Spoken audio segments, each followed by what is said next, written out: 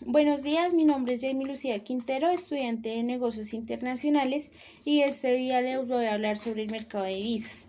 El mercado de divisas es un mercado global y descentralizado cuyo objetivo es facilitar la cobertura al flujo monetario derivado por el comercio internacional. Entre los participantes encontramos bancos comerciales y de inversión, los brokers o intermediarios, bancos centrales responsables de la moneda legal, administración y control de la oferta monetaria. Entidades supranacionales como lo son el Banco de Inversión, el Fondo Monetario Internacional y los bancos europeos de inversión. Existen también fondos soberanos, que son fondos públicos, fondos y entidades de inversión que se encargan de la especulación para generar un rendimiento, y las entidades no financieras y particulares. En las actividades de los mercados de divisas encontramos la liquidación de las operaciones de exportación e importación y de cobertura para evitar los impactos por variaciones de las tasas de cambio, de especulación, como ya lo dije antes, para obtener rendimientos. Entonces eso quiere decir que los que lo ven de forma positiva dicen que aumenta la liquidez y disminuye la diferencia entre la compra y la venta de una moneda. Y pues los que están en contra indican que esta estabiliza un poco la tasa de cambio, pues porque siempre se cree que está en aumento. También existen actividades de intermediación realizadas por los brokers, de intervención realizada pues por los bancos para validar que todo pues fluya bien, y el arbitraje, que es aprovecharse de las ineficiencias del mercado para obtener un beneficio sin riesgo. Es decir, yo puedo, por ejemplo, comprar una moneda donde sepa que está más barata, pues el precio sea más bajo, y venderla en un mercado donde sea más alta para obtener un beneficio. El mercado de divisas tiene unos segmentos en los que encontramos las transacciones de contado o spot, en donde la liquidación de la transacción se valida de forma inmediata. Los pagos condicionados son condicionados por la apertura de sistemas de pago, y estos sistemas de pago son mecanismos que permiten transferir fondos, garantizando la confidencialidad e integridad de los mensajes. En este tipo de transacciones se cuentan con riesgos de pronto de liquidez si uno no tiene en ese momento pues los recursos, de crédito si la contraparte no tiene los recursos, o de entrega cuando el banco es cerrado de manera improvista. Existen también transacciones a plazo o forward, que son un mecanismo para cubrir el riesgo por el tipo de cambio debido a las variaciones. Entonces, mediante un contrato se establece el valor de la moneda con anterioridad, y te lo determinan a un vencimiento de cierto plazo. El swap es también unas transacciones pues derivada también del forward, y es una transacción de intercambio. Es la compra y la venta simultánea de una moneda para sustituir otra durante un periodo limitado, así evitando el riesgo por las apreciaciones o depreciaciones de la misma. Por otro lado, pues les hablo sobre los tipos de cambio. El tipo de cambio es el valor de una moneda frente a otra. Entonces existe el tipo de cambio fijo, el cual es determinado por un banco, y es el valor real que se va a pagar por una moneda. También existe el tipo de cambio variable, donde está determinado por la oferta y la demanda. Existe también el tipo de cambio cruzado, es el valor de dos monedas en relación a otra.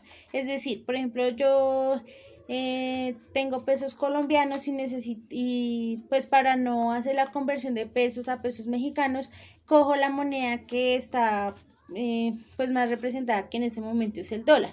¿Cuántos dólares son los pesos colombianos y cuántos dólares son los pesos mexicanos para poder hacer la conversión?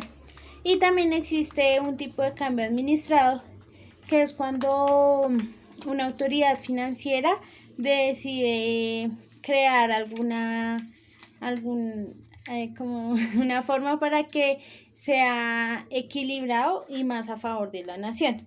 Entonces generan ajuste sucesivo gradual a esas tasas de cambio, tasas diferenciales, banda cambiaria para ponerle un techo o un piso y la caja de conversión o en últimas la dolarización. La manera como de medir ese tipo de cambio, pues como que qué apreciaciones se le puede hacer son la balanza de pagos, el recursos internacionales, la productividad nacional como aprovechamiento de la capacidad instalada, tasas de inflación, tasas de interés, la psicología del mercado, los ciclos comerciales, las políticas gubernamentales, la paridad del poder adquisitivo y los movimientos de las tasas de cambio, ya que todas estas hacen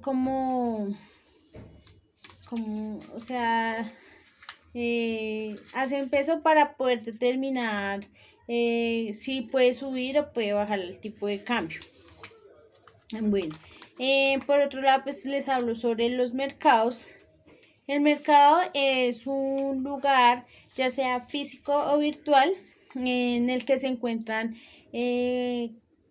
vendedores oferentes o compradores demandantes. Existe el mercado libre, que es dado de acuerdo a las características de oferta y demanda, y negro cuando son el movimiento de capitales ilegales o el llamado contrabando. El mercado de dinero, pues entonces ya es la compra y venta de dinero de acuerdo a una tasa de interés.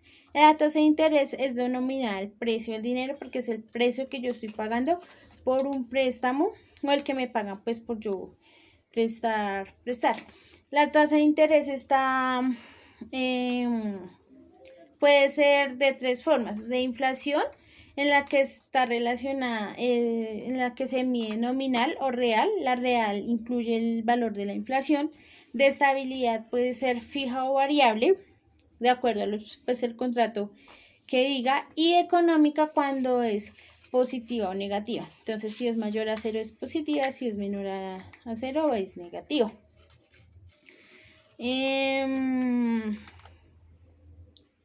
Bueno, el mercado de divisas como tal está regulado por el sistema colombiano financiero, el sistema financiero colombiano, y este está conformado por instituciones, medios y mercados.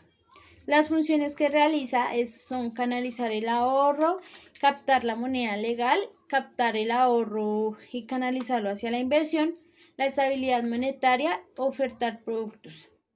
Y los elementos que la componen son instituciones financieras, que son los intermediarios para realizar las transacciones, los activos financieros, que son los títulos para el movimiento de los recursos, y el mercado financiero, que es el lugar donde se realizan las transacciones. Este sistema financiero es el encargado de dar confianza y credibilidad a las operaciones. Ese sistema financiero está compuesto por unos entes.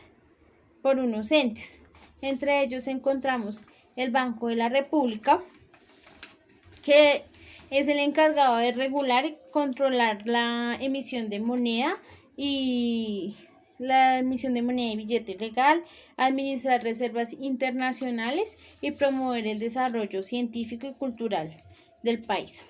El Ministerio de Hacienda y Crédito Público, la Superintendencia Financiera, que es la encargada de inspeccionar, vigilar y controlar las empresas que se encargan del manejo o el aprovechamiento de los recursos, como son las empresas bursátiles, las financieras, las aseguradoras, y Fogafín. Y pues estas deben velar por el buen funcionamiento de los procesos y la optimización de los recursos.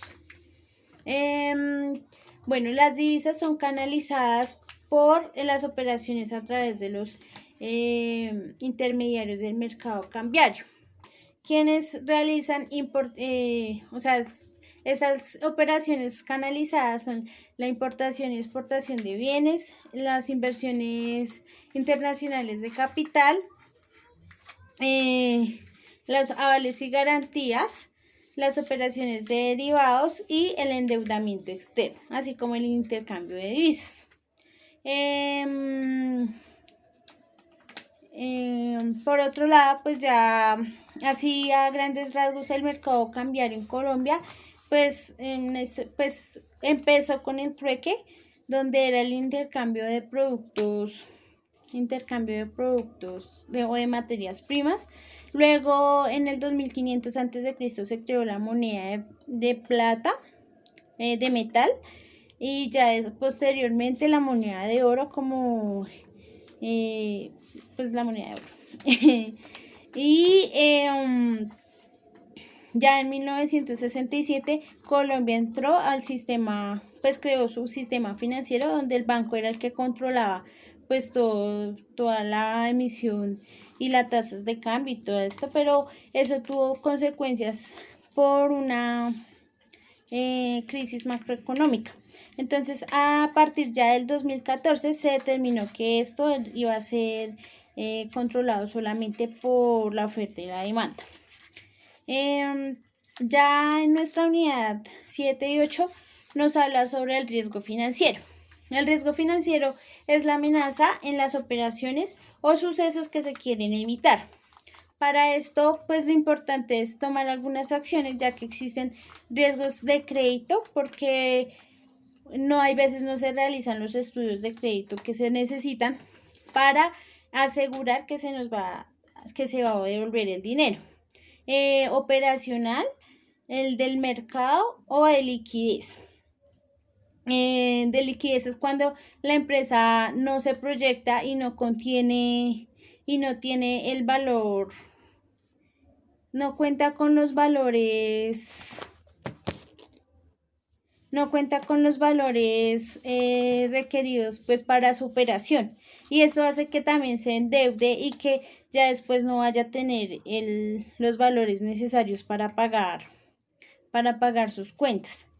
Entonces es importante siempre realizar un plan de contingencia para asegurar que se va a poder realizar esos pagos y no tener ese riesgo financiero, ya que esto puede llevar a la crisis tanto al país, a una empresa, y también a los países, y pues todas las empresas siguen ese patrón.